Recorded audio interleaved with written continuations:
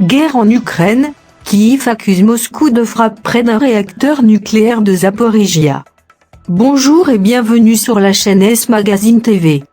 Pour ceux qui ne sont pas encore abonnés, cliquez sur le bouton et activez la clochette pour ne rien manquer de notre prochaine vidéo. L'Ukraine a accusé vendredi les Russes de frappe près d'un réacteur nucléaire de la centrale de Zaporijia Sud, sous occupation russe depuis le début de la guerre.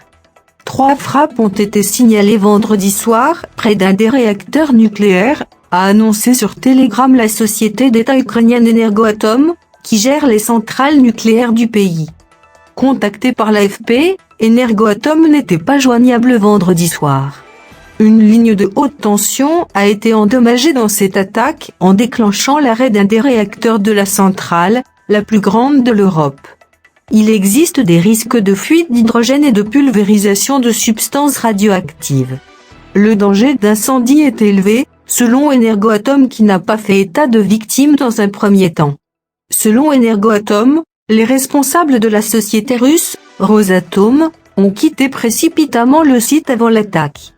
Le ministère ukrainien des Affaires étrangères a pour sa part condamné fermement les agissements des troupes d'occupation à la centrale de Zaporijia vendredi.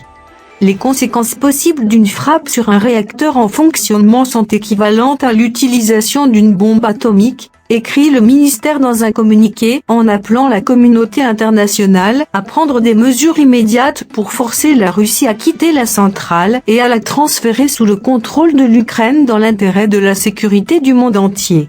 L'Agence internationale de l'énergie atomique, AIEA, a déclaré mardi que la situation était volatile. À la centrale de Zaporijia en devenait de plus en plus dangereuse de jour en jour. Fin juillet, l'Ukraine a accusé la Russie de stocker des armes lourdes et munitions sur le site de la centrale nucléaire. Lors de la prise de la centrale, début mars, l'armée russe avait ouvert le feu sur des bâtiments du site, suscitant déjà le risque d'un accident nucléaire majeur.